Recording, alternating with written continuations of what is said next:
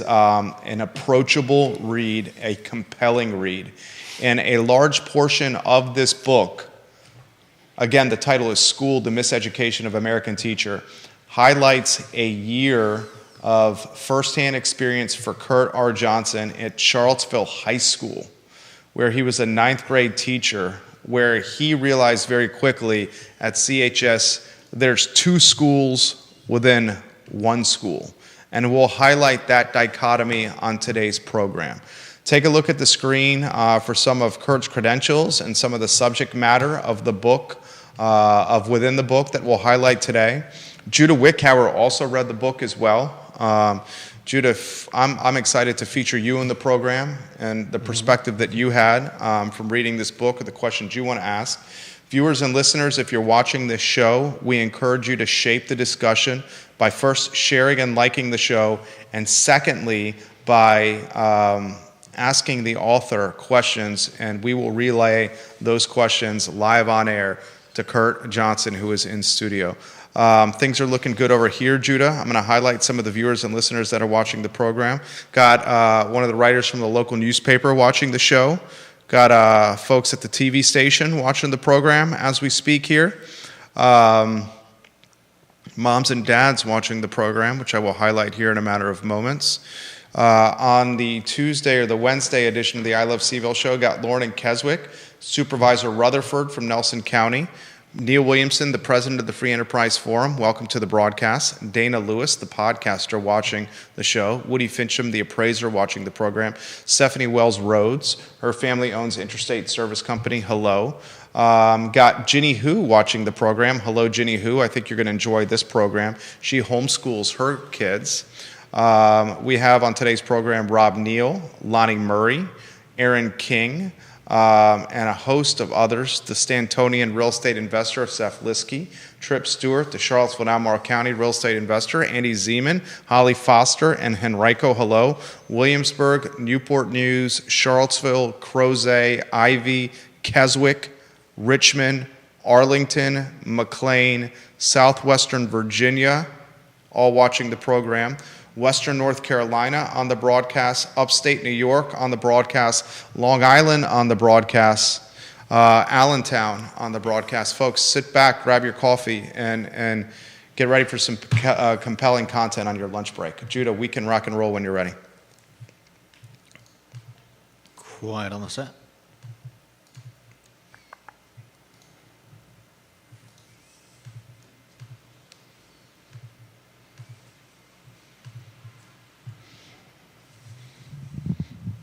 Good Wednesday afternoon, guys. My name is Jerry Miller, and thank you kindly for joining us on the I Love CVille show. It's great to connect with you through the I Love CVille network. Our studio is in downtown Charlottesville.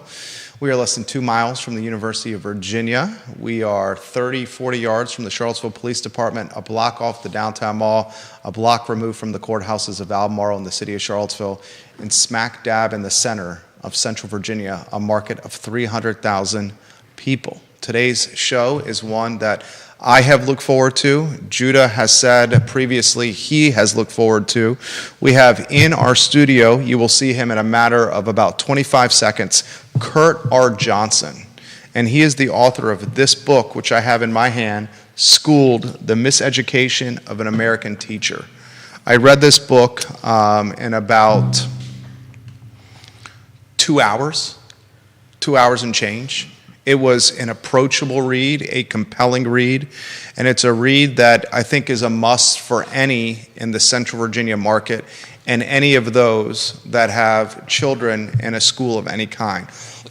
Kurt has experience in hallways and classrooms all over the world, and he has most recently experience from teaching ninth graders at Charlottesville High School. And at this particular institution of learning, CHS, Kurt has highlighted that there's two schools within one school, the School of Advanced Placement and Honors Classes, and in an alternative learning environment. On that note, Judah Wickower, if you can go to the studio camera and welcome Kurt R. Johnson to the show.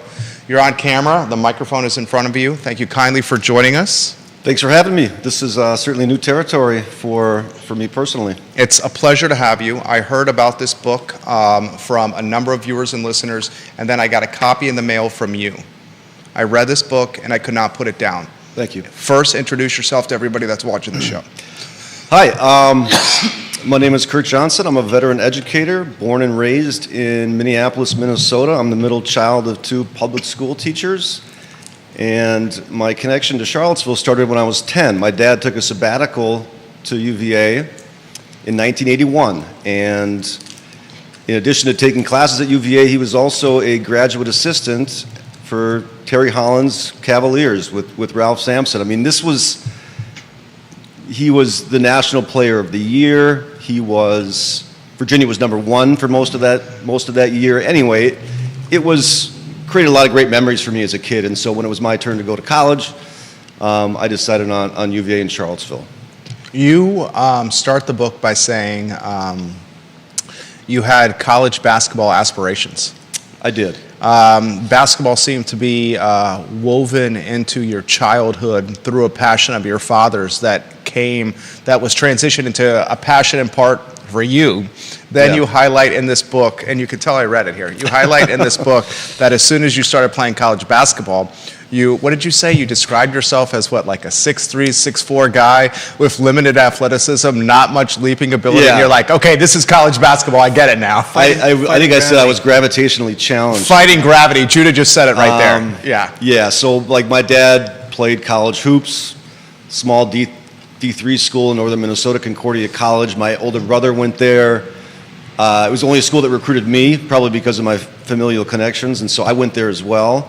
And after 2 years, I didn't really crack the varsity rotation, so I looked beyond, and I transferred to UVA to kind of get the bigger college experience, and at a school that I had been rooting for, obviously, since '81. You mentioned Ralph Sampson. He was here a few weeks ago in that chair right there. Quite an aura and presence to him, Ralph Sampson. He leaves the studio after doing this talk show and literally stopped traffic on Market Street. There was a car going toward the police department and a car going away from the police department. Both stopped in the center of the road with traffic behind them just to greet Ralph Sampson. And it's been decades since he's played basketball. He's a legend. He is an absolute legend. But I want to talk about you. It's so crazy that your decision to transfer to UVA to close your college career ends up being one of the influences or factors of you coming to Charlottesville from across the world. Sure. Put that in perspective.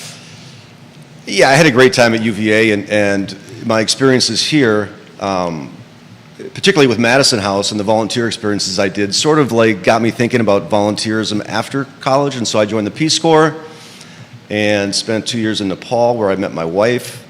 And we decided to come back to the States and get certified in teaching, because that was a good way to spend a career internationally. So after 21 years overseas teaching at different international schools, Singapore, Mumbai, India, and Jakarta, Indonesia, we decided, sort of post-pandemic or during the pandemic, things were rough, obviously around the world. It was a global phenomenon, and our kids were entering high school. We thought, let's get them an American experience. And so, yeah, we didn't want to do Minnesota, we didn't want to do Texas, so we decided to split the difference and let's move to a college town. And we had obviously a connection here through me, and mountains, ocean, diversity, great restaurants and culture, and so all the reasons we love to live here. Exactly. So we chose Charlottesville. So you choose Charlottesville. You write in the book. You move to Ivy. You rent a house in Ivy. Yep. And at that point of moving across the world to Charlottesville, you're like, all right, I got to figure out what I'm going to do professionally. Yeah. And even in the book, you say, I didn't want to get back into teaching. I sort of thought I could reinvent myself, and that ain't easy. No, I'm still struggling with it.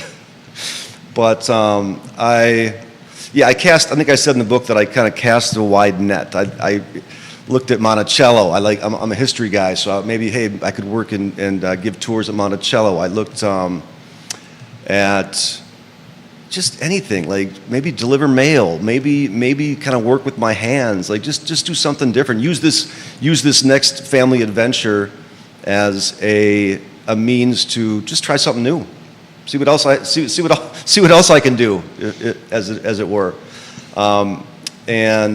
But then, kids are going to work, or kids are going to school. My wife's going to work. I got to get something going for me, and so I decided to interview for what I do. I'm a 24-year veteran teacher, and so I decided to interview for a position at Charlottesville High. Bill McChesney on McIntyre Road, welcome to the show. Vanessa Parkhill's watching in Earlysville. John Blair in Stanton. Dylan's Rule retweets us on Twitter. Ginny Who retweets us. The show's, I knew this show was going to go viral here. It's because of this guy here. So you take a job at CHS. It almost seemed like that, and I don't want to put words in your mouth here, that they were begging you, Charlottesville High School, to take this job. Well, I mean, I interviewed during the teacher kind of prep week, so it was really late for them to be hiring somebody. But I don't think that they were any more desperate than I was, because Okay. I had applied for that particular position a month prior, and I hadn't heard anything. And I think it just sort of was that late in the game that they called me in for an interview, and. Did it concern you that late in the game that there were openings of this magnitude? I guess I taught 2 years in New Mexico to start my teaching career. New Mexico? New Mexico, Okay. just off the Navajo reservation. And, it was a lower socioeconomic area that, was a challenge. And so I sort of thought, after 21 years, I guess I was kind of naive coming back into the public school scene. And I just sort of thought, hey, this is what I do. I'm a teacher. I've taught in difficult situations. And as the administrators told me during the interview, this is a barbell school, which I hadn't heard. What's that mean? It means, they defined it as a school with two very distinct socioeconomic groups of people, and not much in between. And they said I would be teaching to the lower end of that barbell. So I got home from the interview, and I got a call, and they said, "You got the job?" And I said, "Thank you. I'll take it." Tom Stargill's watching the program. He's a retired teacher, a Golden Apple Award-winning teacher. He's watching right now from ACPS. You are at the start of the 2022-2023 school year at Charlottesville High School. We are coming out of COVID. We are returning to in-person learning. We are, in a lot of ways, feeling the early collateral damage of the pandemic, of forcing kids to basically learn in their bedrooms, their coat closets, their kitchen tables, and their underwear on screens, as opposed to in-person in classrooms in front of teachers. And we won't go down that rabbit hole. 2022-2023 school year, your first day on the job, what's going through your mind? And then we're going to do the flip book of what was maybe the most challenging teaching year of your professional career. Yeah, I didn't keep a daily journal. I think if I reflect back on those early days, it was what teachers go through at the beginning of any year. Kind of get, learn the students' names, learn the routine of the school, as it was a new school for me. Meet colleagues. Where do I eat lunch? Do I eat lunch at my desk, or is there a place where people go to eat lunch? And just kind of figure out just the basic things that anybody deals with when they start a new job. But as for a teacher, it was just sort of kind of find my place and figure out what was going on, just the day-to-day, the schedule, when's lunch, do I see the same classes at the same time every day, or do they mix it up a little bit? So it was just try to kind of get going, learn names, learn colleagues. Sit in meetings and ask questions. Philip Dow watching the program from Sarasota, Florida right now. Okay, so you are transitioning, you are figuring the ropes, learning where the bathroom is, the faculty bathroom. The faculty bathroom comes up in this book. The faculty bathroom, not so much a faculty bathroom, much more of a student bathroom, and you feel for the students utilizing the faculty bathroom because the students utilizing the faculty bathroom in the book are fearful of what's actually going on in the student bathroom. Yeah. So much so that they are going into a bathroom of their teachers, which if I was a high schooler, I would not want to go anywhere near the teachers, especially not in a bathroom setting. Yeah. But they did this out of survival. I'll get to that in a matter of moments. When did you start realizing, oh my goodness, this is a pretty precarious and tumultuous environment I'm in? Yeah, I mean, pretty quickly. Some of the early initiatives to start last school year were, no eating in the classroom, no phones, phone zones and phone-free zones. And I noticed that all my students would just eat whenever they wanted and look at their phones whenever they wanted. And regardless of what I had to say, there was no change in the behavior. And this, other things started to occur. We had a couple lockdown drills early in last school year. We had, I could smell marijuana every day. I was witness to more than one fight in the first few months of school, and so it was just sort of like my eyes were wide open at that point. Like I thought I had seen a lot in my career, but as I mentioned earlier, I was just kind of naive to the things that I was going to be subject to. And I do want to just sort of say that I didn't write this book to bash CHS. I was privy to a lot of dysfunction in my role there, but I know that there's a lot of functional things happening at CHS as well. There's a lot of dedicated staff. There's a lot of motivated students. But as the low man on the totem pole coming in, getting a job with a week to go before the school year began. I mean, you got the challenge, arguably the most challenging job. I think yes. When I think back to the people that left last year along with me, it was a lot of teachers of ninth grade students who were not teaching AP. Yeah. And that goes back to the statement that we talked about prior to the show, 2 schools within Charlottesville High School, Yeah. the AP honors track and then the non-AP honors track. We're going to pick that apart here in a matter of moments. Comments are coming in quickly. Deep Throat, who's number 1 in the family, he sends a graph that highlights the barbell disparity, a data-backed graph. The barbell disparity at Charlottesville High School. We can put that on screen when you are ready. This is a dynamic talk show right here. We got a lot of things going on. I want to throw this to you, Kurt. I've said on previous shows, and it's no secret, anyone who consistently watches this program knows that I am a huge supporter of decriminalizing and legalizing marijuana across the board. I think the effects of cannabis and marijuana incarcerations vastly impacts people of color when compared to people like you, me, and Judah, and the data backs up that statement. I also have said many times that cannabis can be utilized in many beneficial forms for many different types of either illnesses, anxieties, whatever you want to describe it as. It can be positive. I've also said on this program that I, myself, smoke. Okay? I will throw this to you. What took me aback in this book was the regular usage of marijuana on school grounds. As someone who's backed or supported or vocalized his platform on marijuana, I do not support or stand for it on school grounds in any capacity. Yeah.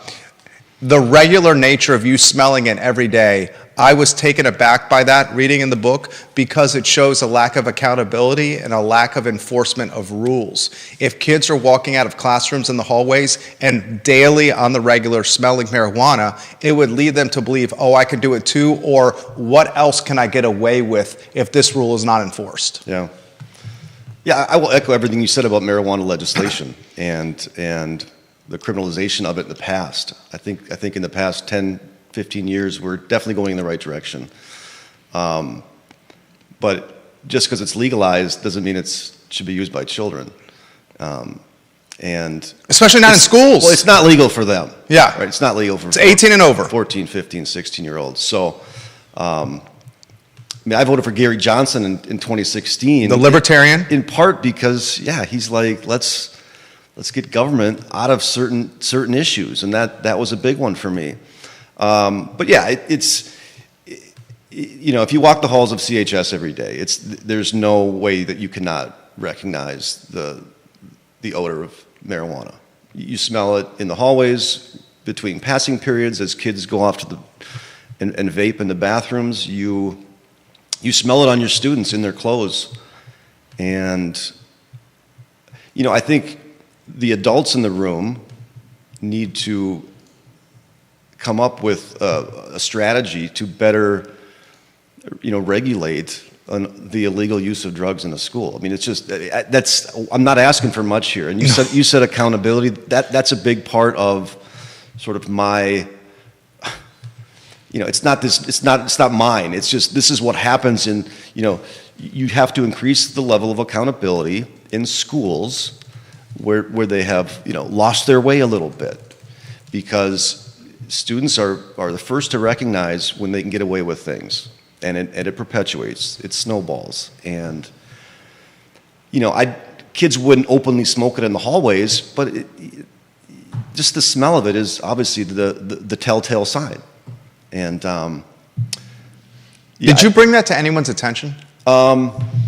Yeah, I would. Or is it a don't ask, don't tell? It's like the monkeys with the emojis covering my eyes, my ears, and my mouth. Is that what it is? I did earlier in the year. Yeah. Because that was when I thought, okay, I'll use this system. There's a system that we use as teachers there to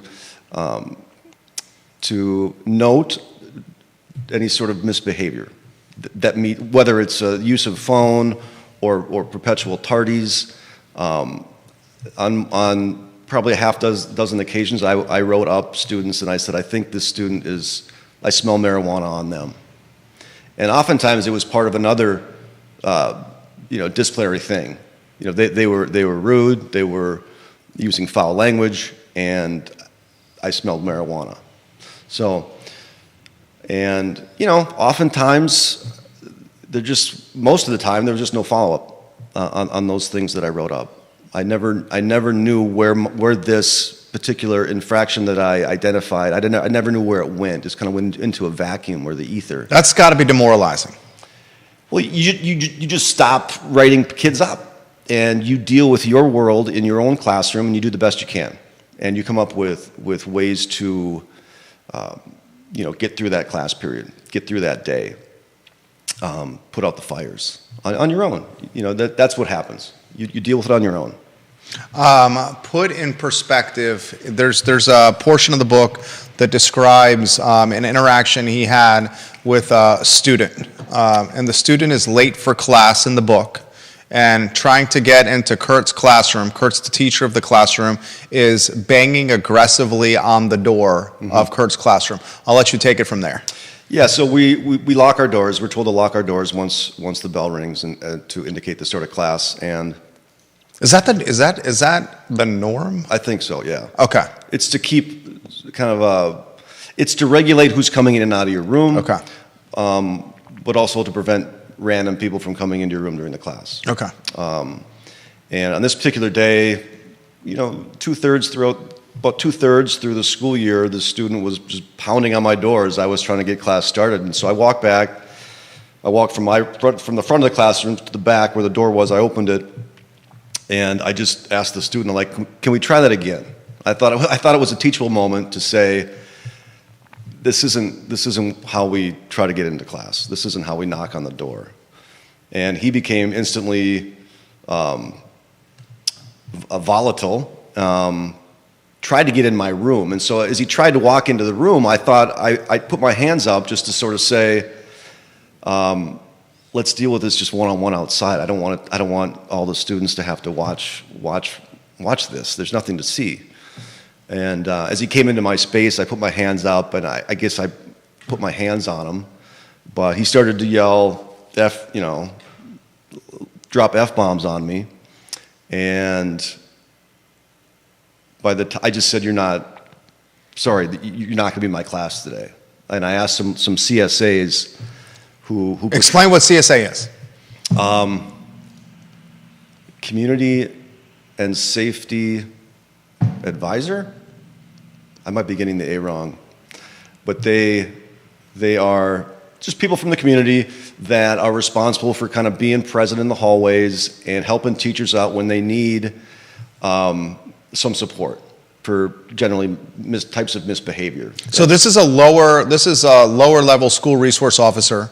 Correct. Without the backing of police authority. It's a community member that's looking to maintain order or provide guidance in some capacity within the hallways at Charlottesville High School. Correct. So a CSA comes to this or sees this interaction or is told of this interaction with you and the student that's banging on your door rudely, trying to get in your classroom, and you're trying to basically use a teachable moment to say, this isn't how we do things, and when you realize that it was no longer a teachable moment, that this is way past the point, you kindly ask the student, you disinvited the student from class. Yeah, I said, I can't handle this. I can't handle the aggressiveness, and I've got a class to teach. I got 25 other kids sitting in their seats who were here on time.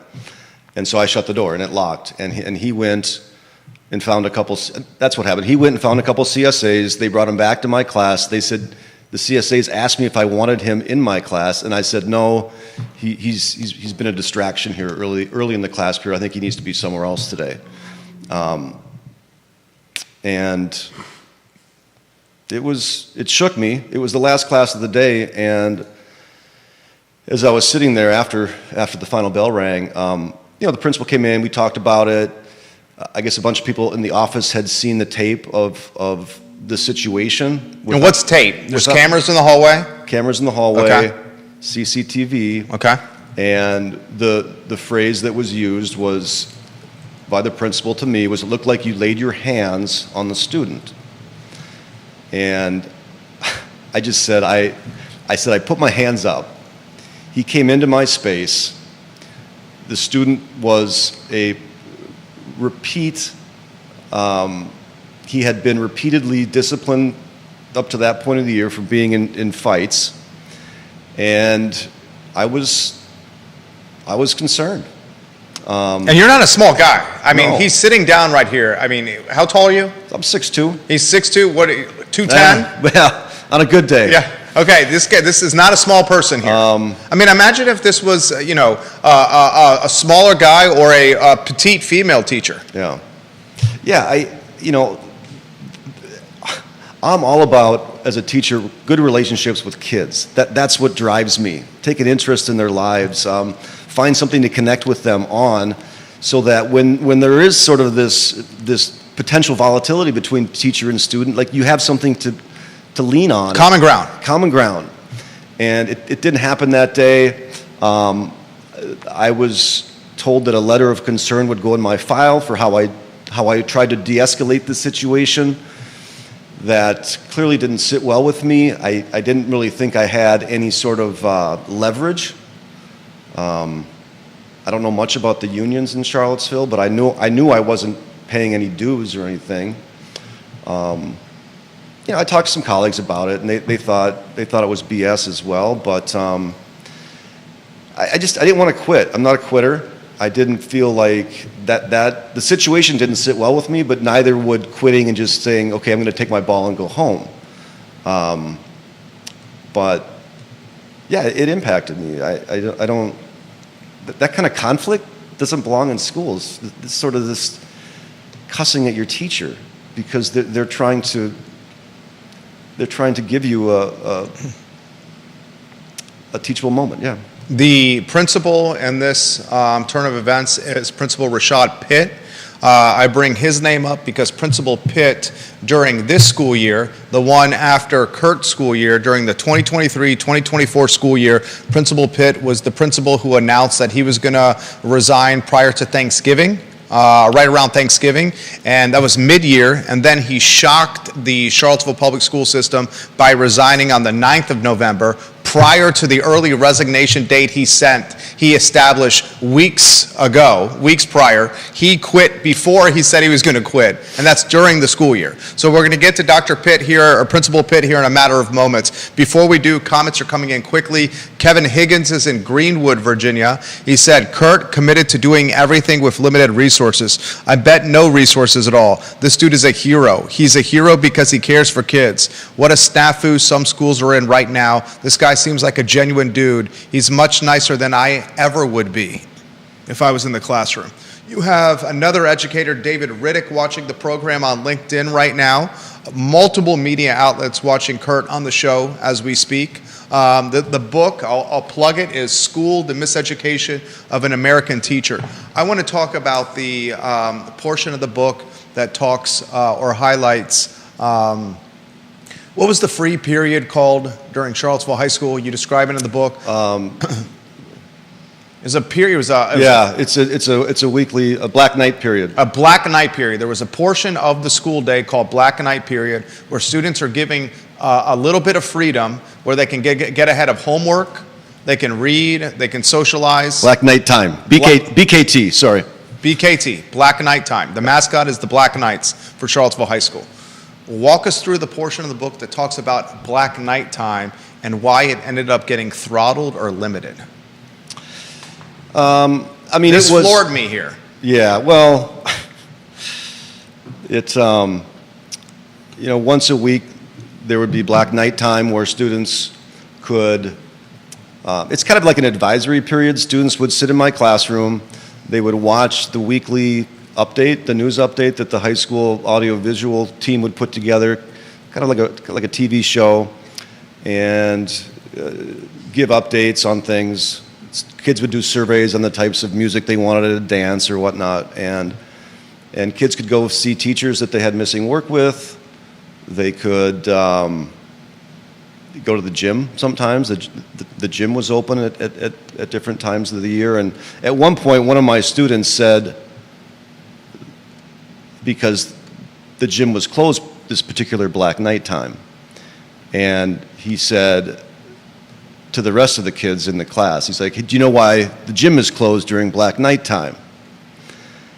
And I was like, uh-oh, Yeah. what's he gonna say? And before I could head it off, some girl said, why? Why is the gym closed?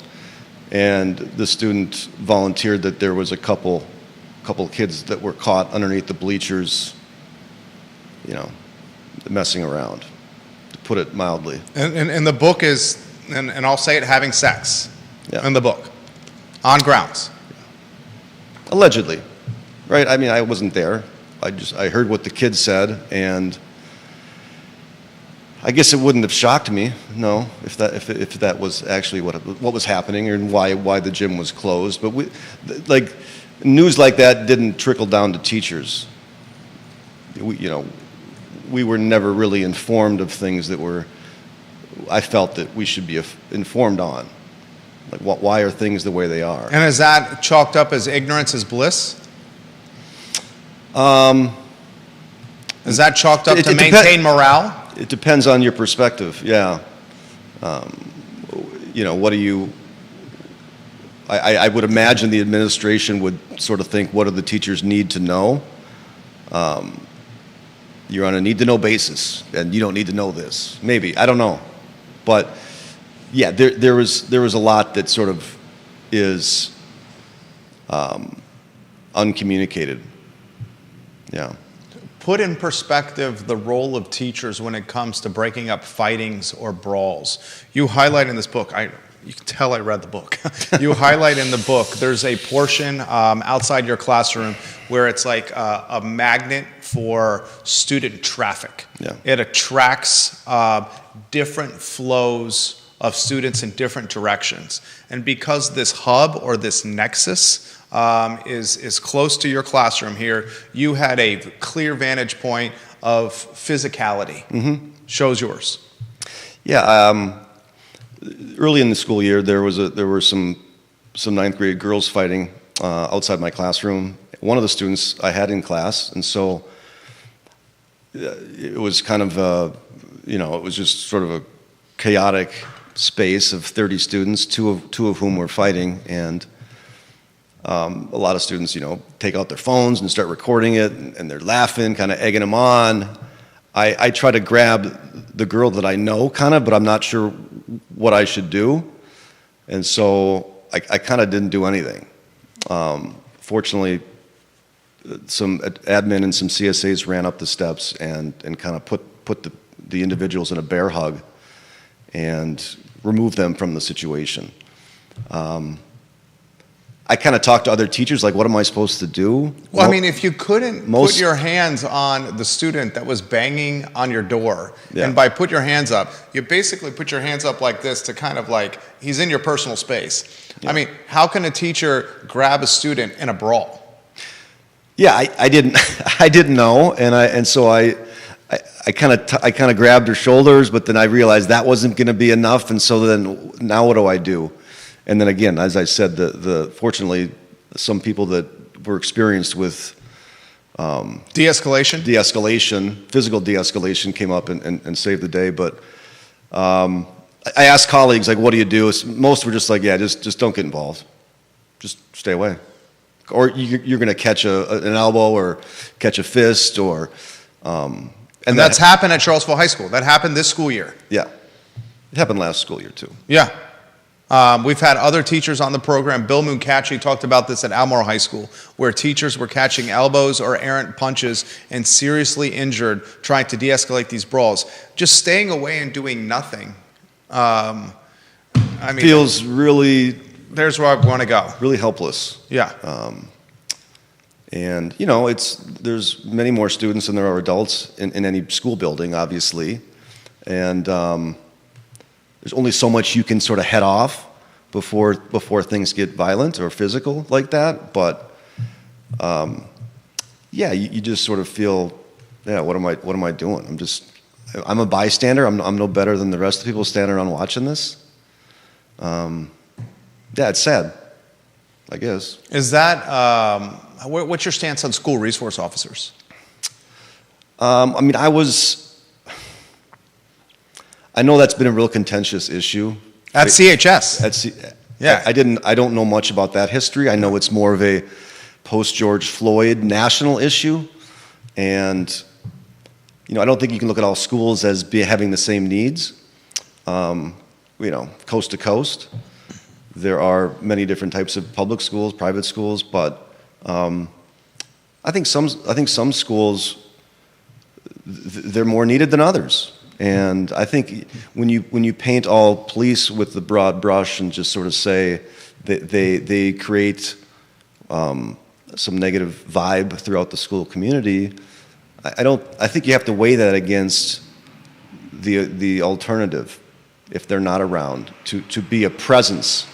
A law enforcement presence that is respected, and I think police have always been well respected throughout most of my life, but that's changed in the last 7-8 years. And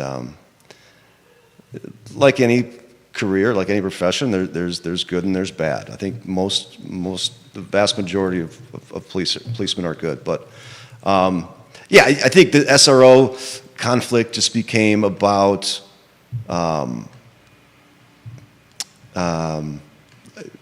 post-George Floyd, police officers in school sort of became a red flag for a lot of people. Multiple comments coming in, and we have a ranking of viewers and listeners. We've given some nicknames. Others, we utilize their first and last name. The number one in the family, he goes by the moniker Deep Throat. He put the data set together on the barbell. He highlights the Nextdoor thread about the book. He says there was an interesting thread locally on Nextdoor about Kurt's book. And in a very on-brand display, the chair of the city Democratic Party, a UVA professor, without ever having read Kurt's book, said this, quote, "Charlottesville is great. My kids went there and they were doing advanced work," end quote. Deep Throat then says, yeah, UVA professors' kids are doing great, but pay no attention to the 44% of the student body that is economically disadvantaged and based on the SOL numbers floundering.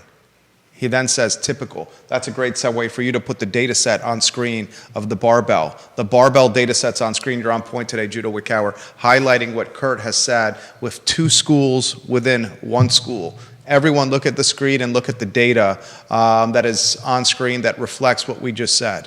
I'm going to go to LinkedIn where this show is streaming on. Number 2 in the family, he's John Blair. He says this, Jerry, I'm truly interested in Mr. Johnson's perspective on this. Does he believe that his students were prepared from their education in earlier years to be a high school student?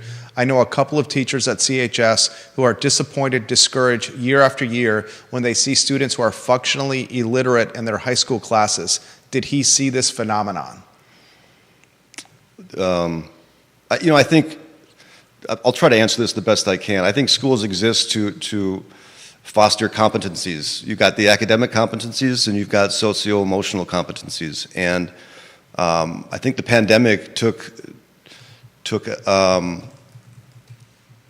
a lot out of kids to the point where they didn't always know how to behave socio-emotionally and how to succeed academically. And so I think some of the things we're seeing now are reflective of some of those challenges during the pandemic. And so to answer the question, yeah, I think there was a big dose of sort of illiteracy as it relates to those competencies coming up into the high school. Or any level, right? If it was 3rd grade students suffering during the pandemic, then their 5th and 6th grade classes experienced sort of this divide, this chasm, and from what pre-pandemic kids did to the pandemic era kids. So, so what do we do? How do we approach that as educators? How do we as administrators? How do we meet the kids where their needs are? Well, it seems that CHS, one of the ways to approach it, or the way to approach it, is, what's it called, social promotion? Yeah. Where the choice is to continue to graduate or matriculate the kid or the student through school, because if the student is held back, that then means said student is on grounds longer and potentially hampering other students in the classroom longer. Yeah, we didn't talk a whole lot about social promotion. Generally, and as the vast amount of my experience has been overseas, where you don't really have that. My understanding was it kind of ended at high school. So like once you got to high school, then it was time you got to earn enough credits to graduate, and that is the case at CHS, absolutely. But I think one of the issues that's happened, not just at Charlottesville High, but as I feel like I'm pretty well read on educational issues throughout the country, expectations have been lowered. If we look at things like standardized tests have been taken off the table for a lot of school districts. For a lot of colleges, for a lot of universities. Colleges, and now they're finally starting to kind of go back on that and saying, "Oh my God, we needed to set standard to admit kids into the school an equal playing field," which in a lot of ways is obvious. It's common sense. Yeah. Well, there's been a lot of grade inflation. So right. You have so many kids just getting A's that colleges can't even figure out what to do. But that's just another example of lowering the bar. Grade inflation or taking away honors classes. I read recently where I think it was the Seattle public school system took away their gifted and talented program. So we've got sort of this ideological thing happening with everything's looked at through these lenses of the whole DEI thing. And I'm not like an expert on it. I just feel like from the collective things that I am exposed to as just a conscientious adult and a former teacher, I'm not teaching this year. It just seems like everything is being driven by this equity piece, where we don't want anybody to feel like they're not as smart as somebody else, or working as hard as somebody else, or I mean that's a life skill. We have to get kids ready for the real world too. Yeah. So, yeah. Can we talk about administrative support? You mentioned Dr. Pitt already. Mm-hmm. He shocked the school system with his this past first semester resignation prior to Thanksgiving. Mm-hmm. And then when Mr. Pitt, Principal Pitt, resigned, shortly thereafter, the teachers, and you highlight this in the book, a large portion of the teachers at Charlottesville High School did an unofficial sick out where they all called sick on the same day, which, if memory serves, caused the cancellation of 2 days of classes prior to Thanksgiving. And at that point, it was at that point that I think the community truly realized, and I hope the teachers realize, the true leverage and power they have. Yeah. The teachers are calling the shots here when they can do an unofficial sick day and force the superintendent to send a message to all the parents that school's canceled for 2 days before Thanksgiving. Now you got to figure out what to do with your kids during the workday. Yeah. I want to talk Principal Pitt, and I want to talk Dr. Gurley, the superintendent of Charlottesville High School, Charlottesville Public Schools. Anywhere you want to go on those topics? I mean, Mr. Pitt hired me. It was last year, my only year at CHS. That was his first year, and he hired me, and I had a good relationship with Mr. Pitt. Really good guy. He was very personable, in my opinion. Obviously, all these things are my opinion. I guess one thing that's not an opinion is that he was very visible. He had this stand-up rolling desk, and he would always be working on his computer, but in a visible place, in the cafeteria, in certain hallways where there had been things like the fights that we talked about earlier. So I was impressed with that about Mr. Pitt. I've never been an administrator. There's kind of a disconnect between teachers and administrators, us versus them. Not necessarily contentious, but just sort of the reality of our jobs. I guess in reflecting on like what I have done as a teacher, generally I try to take care of things myself and not rely too much on administrators. I mean, I've got plenty of friends that are administrators, and when they make that transition from teaching to administration, they talk about how the only times they see teachers anymore, now that they're an administrator, is when there are problems. And yeah, I mean, the most interaction I had with Mr. Pitt was during that situation with the student that earned me a letter of concern. But no, I like him. I was sorry to hear that he left. You know, Dr. Gurley, I haven't had any interaction with. I don't think I've ever met him. Is there any indication, and perhaps there's not, any indication of the influence that the superintendent has on the day-to-day operations of Charlottesville High School? I don't know. Okay, I that's don't fair. like. I didn't have any sort of as a brand new teacher last year. Yeah, totally. Like, I wasn't. You were in there on, 1 year. I wasn't Yeah. in on the meetings. I wasn't in on the school board stuff. I was just doing my job. You highlight, you bring up school board. You highlight in the book, and I saw Dr. Bryce today, this morning, interestingly. You highlight a school board race in a different district. This was in Albemarle County. It was the at-large seat between a race that featured Allison Spillman, who won the race, and Dr. Meg Bryce, who lost the race. A race that saw collectively both candidates, I think if memory serves correct, the collective fundraising totals were north of $700,000 for a Crazy. school board race. The fundraising totals, guys. A race that we can make a legitimate comment, this school board race, that was perhaps the most watched school board race in American history. Part of that is media is more ubiquitous now than it's ever been in the past. Cable news, CNBC, Fox, MSNBC were covering this school board race all over the newspapers, in the Washington Post, in the New York Times, the Spillman-Bryce school board race. I want to start open-ended before I pick this race apart. Spillman versus Bryce, at-large seat, Albemarle County School Board, anywhere you want to go.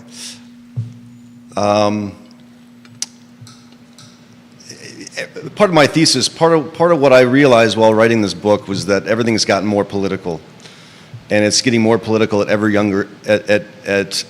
younger levels of education. And so, while I was initially surprised that there was this really contentious, politically divisive school board race, I mean, ultimately, the more I've learned, the less surprising it is. I think what is surprising is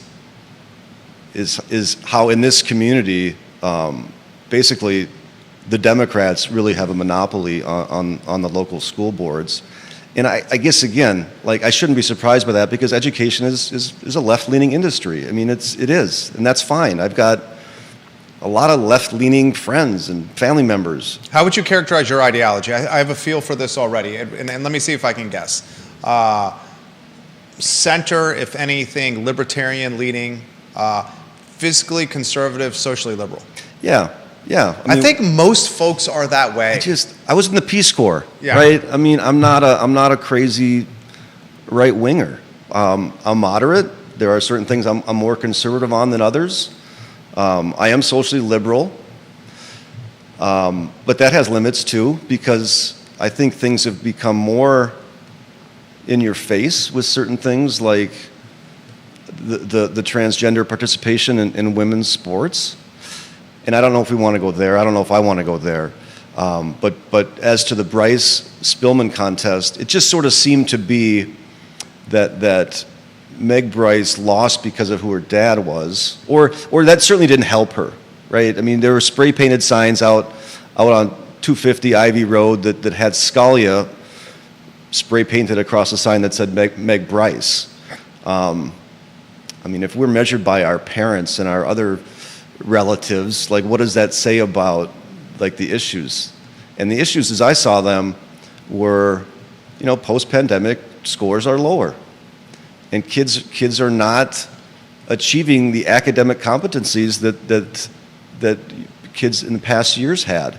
And so when Meg Bryce said, "I want to focus on the results, I want to focus on the academics," that seemed like a reasonable place to start. Whereas Spillman, I've been to her website, and it's just a lot of the buzzwords right now in education, inclusion and making sure kids feel safe at school, and I'm all for that. I'm all for empathy and kids feeling comfortable at school, but schools have a multifaceted purpose that includes academics, and those need to be factored in as well. So I wasn't surprised that Bryce lost. She would have lost by fewer percentage points if it wasn't for her dad. 1,000% agree with that. And, the Spillman campaign manager creating that website, Meg Scalia Bryce. Christopher Seaman. Yeah. I don't know him. I know he quit. But it just felt a little dirty, Felt a little dirty. And hugely dirty. Background on that for the viewers and listeners. One-time campaign manager for Allison Spillman, Christopher Seaman, created a website. And interestingly, Judah was one of the ones that discovered that the website was tied to him. Was it the, you can weave you in, Judah. Was it the DNS records? The DNS records were not protected? Yeah, I think so. I don't know that it was me that figured that out, but somebody went on a deep dive and found stuff like you can check what someone's IP is, and it'll give you information on who's registered the website. And I think somebody had also made the incredibly smart sarcasm choice to use Chris Seaman's name as one of the logins. So a screenshot showed his name in. Anytime he did a blog post. Yeah, basically. Showed his name. And Yeah, I mean, yeah, right. I'll weave Kurt back into this. So the campaign manager of Spillman has to step down immediately as campaign manager of Spillman because he gets doxxed of creating a phony website that paints Bryce in a negative light. He then has to distance himself from the candidate, Allison Spillman, and say, "Oh no, this was me doing it." Then he tries to attribute it to a political action committee that he's a part of. And it just shows that the nastiness of federal and statewide politics has infiltrated the grassroots level in the most local way possible. These folks are making $500 a year on the school board. It's effing bananas. That's what they make. I didn't know they made anything. Yeah, $500, effing bananas. Yeah, and as I mentioned in the book, Meg had a tough question to respond to when she has to acknowledge that her kids are in private schools and she's running for the board of a public school board. But I thought she handled those questions well, being part of the solution, being part of a community. But clearly, that was anybody can acknowledge that was put her in a difficult position from the start. And had her kids been in public schools, would the election have flipped? I don't think so, but again, I think that would have helped her. I think your read of this is perfect. Yeah, I don't know her. I did send her a book just unsolicitedly, so this book is more about me trying to add to the conversation. I don't have all the answers, certainly, but I feel like I have a lot of experience. I'm a conscientious adult who pays attention to the issues. I'm a parent. How many kids do you have? I have 2. Okay. Yeah. And so... What are their ages? They're in high school. Okay. And they're getting a good public school education. So I'll leave it at that. Yeah, absolutely. But I just think if I can sit down with somebody that disagrees with some things in the book, sure, let's have a coffee and let's talk about it, because I think in a lot of sectors of our society, we've lost the ability to have conversations. We all kind of exist in our echo chambers and surround ourselves with the viewpoints that we already agree with. So, here you go. Here's most teachers are Democrats.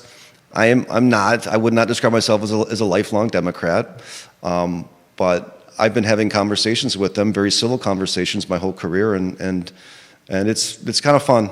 It's okay to disagree. Well said. Judah Wickower, we're going to weave you into the mix here in a matter of moments. Comments are coming in. I know he's got some questions for you. Vanessa says, 25 years ago, I had a friend describe Albemarle High School like this barbell model. I don't think things were as extreme back then, but the concept applied then too. The students that fall in the middle of a bell curve will be best served when they have family involvement at home. High achievers get what they need. There are plenty of services targeted at students who struggle. She also says the more community members ask or allow government into their daily lives, the more things will become political. Maria Marshall Barnes is watching the program, said the sad reality is this is happening at all of our local schools. SROs are beyond needed in the hallways of our schools. I concur with that. I 100% concur with that. Judah, if you want to get Bill McChesney, then I'll get you in on a 3-shot. Yes, it's been that way for years. The AP college track kids had their schedules built around band and orchestra. The other students had lesser electives. This was true when my kids were there in the early 2000s at Charlottesville High School. Judah, 3-shot. I think you had some compelling questions we talked about in pre-production. Yeah, they may have changed, but so my first is of course the pandemic severely affected kids, but I can't believe that. As others have noted, this has been going on in schools for a long time, and so I wonder. You talk about 2/3 of your students, being interested in learning, being there for an education, and the other third is. Do you have a sense for where in their educational development they, I guess, gave up? Just is there apathy? Like, what does school mean to them? Is this just an opportunity, a filler for their day? I mean, I wouldn't think that was something that was a learned behavior in high school. Yeah. Somewhere along the line, whether it was kindergarten, elementary school, somewhere they. Either they gave up, they didn't think they could succeed, or they just had so much of that from their fellow students that they kind of just stopped going to school to learn and started, like you said, lying at the back of the class in a bookshelf, scrolling their phone, wandering the halls. As I said, do you have a sense where in the process they lost hope? The school system failed them? given the brevity of my experience in public schools after 21 years overseas, Yeah. I don't have the context to really talk about when these kids were lost. I think looking at issues like chronic absenteeism, though, and you know, I had probably 120 kids rostered across my 5 classes, and on any given day, I'd probably see maybe 90 kids. And so you have a chronic absenteeism problem in some of these classes that sort of shows an indifference to education, but also a lack of accountability for the parents and guardians who used to be held accountable, again, via sort of law enforcement. I mean, there are Virginia laws about making sure minor kids go to school. And so I think there's a lot of stakeholders involved, and I think they've all kind of dropped the ball. Yeah. Just from my limited perspective, given the time I've been here in the States. Yeah, well, that leads me into a follow-up question. You're, as a teacher in Singapore and the other places that you had jobs, you talked about the administration, and I'm sure the parents as well, having a high bar that they wanted the teachers to live up to. And is that part of what's missing in our school? I mean, you said at CHS you got to help out in other classrooms. So you saw the other side. You saw students that were doing well, students that were, in calm classes. Was the difference something similar where they have perhaps not administration at CHS, I don't want to, but parents, other people in their lives who cared enough to want to set that bar high, not just for the students, for their children, but for the teachers as well? And I want to add some background to what he's saying. You helping out at other classes was not necessarily by choice. He highlights in the book that we did not have enough substitute teachers when teachers were sick or out that day. So the teachers had to utilize their free period, were basically told to utilize their free period to fill in for these other teachers that were absent that day because the substitutes were not available. Correct. We would get emails that said it was our professional responsibility to cover so-and-so's class at such and such a time. That's basically the professional guilt trip. Yeah, I mean, we were paid, we were compensated. And I think for me, I didn't always like to do it, but it was interesting to look at the contrast between what I was experiencing on a classroom level to what other teachers were. Because I substituted for choir and act and drama, AP classes, business business classes, ESL classes, and so in most cases they were pretty tame, and the lesson plans that the teacher left were good, and the kids did what they were supposed to, etc. Back to Judah's question, I think there's the intrinsic value in learning when kids are just curious about the subject matter, and that drives what they learn. I think that's a huge thing, and not every kid loves every subject. Then there's the extrinsic stuff, like do your parents have high expectations for you? Does your teacher have high expectations for you?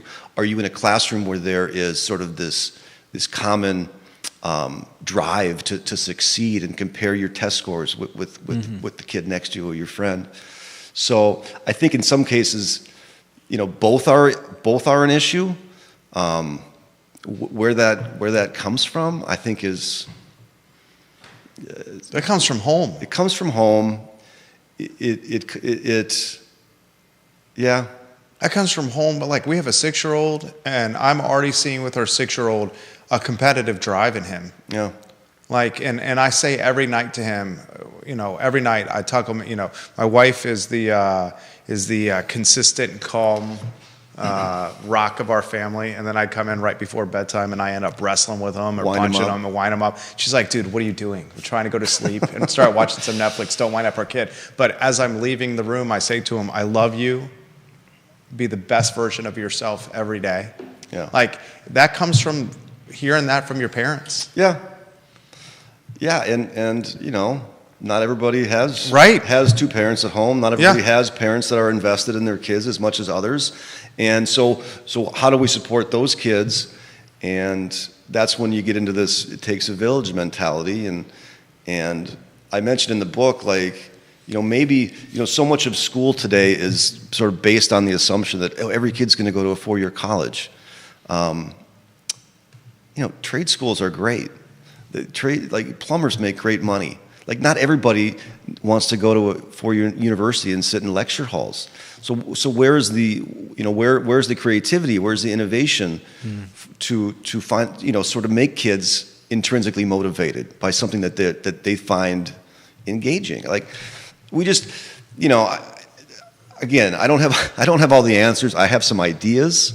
I don't in any way think that I could necessarily put something together that's going to make sense tomorrow. But if you look historically, there have been all sorts of educational innovators that have gone into low socioeconomic communities and raised expectations, increased the accountability, improved the home-school partnership, and they have experienced great success. So, yeah, I think ultimately, maybe in some senses, schools rest on their laurels and they do what's easiest, not what's best. What have you seen, and you're killing this interview, we're an hour and change in here, it's flown by here. What have you seen with cell phones and social media and the impact of cell phones and social media on learning, on human connection and interaction? Yeah. I mean, there's thought given to these cell phone bags where you put the cell phones in a bag that you don't have access to, provided by a third party to the schools. I think schools need to explain, particularly to parents. Not all schools have the cell phone problem, and I'll leave it at that. Yeah. Well, that's one of those socio-emotional competencies is like self-control, self-regulation. Plenty of adults have problems with it. You go to a restaurant and there's people on a date, they're both looking at their phone. I think schools, again, need to be the adult in the room.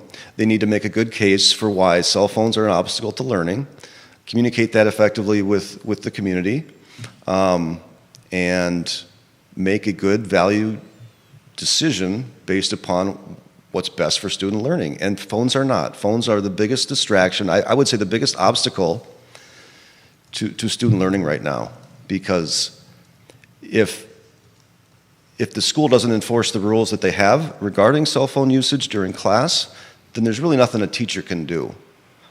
We're told not to take the phones. That's just going to create a confrontation that we've seen in social media. We've seen it go violent.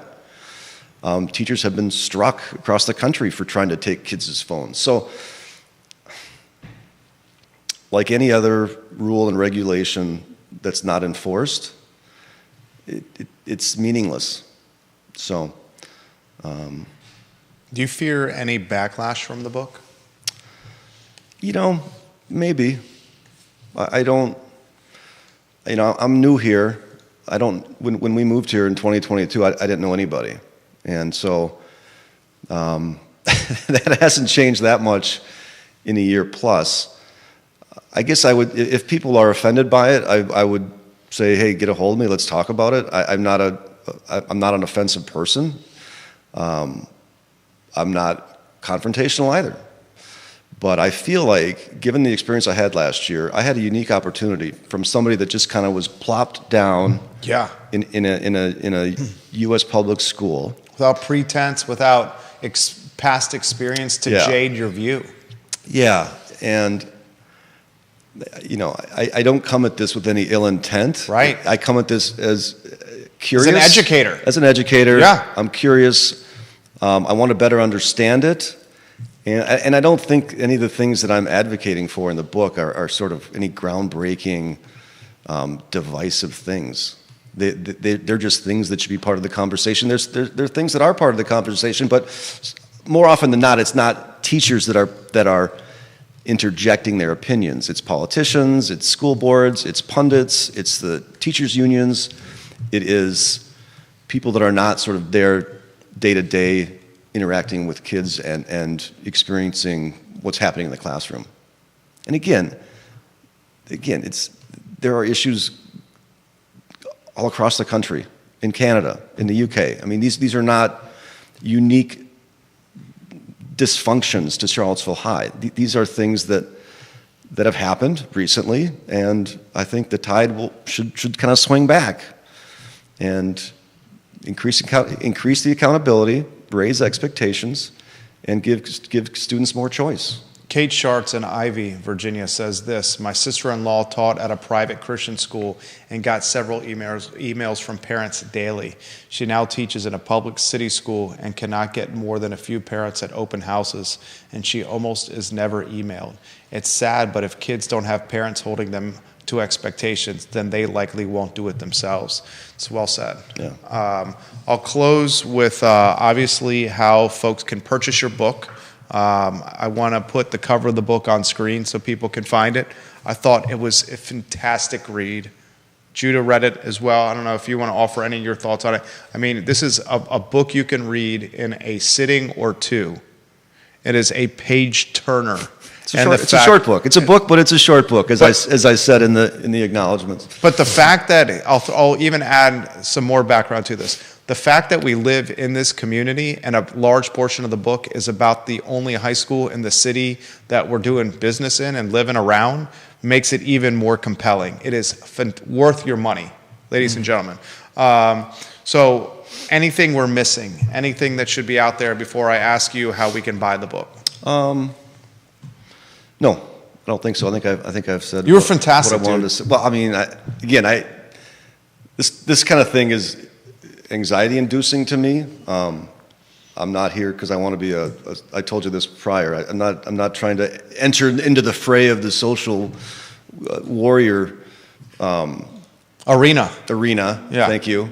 But yeah, this is one guy's perspective. Take it or leave it. It's on Amazon. It's a Kindle and paperback. If you're interested, I would appreciate your consideration. That's awesome. You can buy the book, guys, on Amazon. You got it on screen? Mm-hmm. Excellent interview. Thank you, Kurt, for the time. For those that are watching that are asking, I see you asking, the interviews archived wherever you get your podcasting content. You can watch it start to finish. We archive all our shows on ilovecville.com if you want an easy access point to getting the content, ilovecville.com.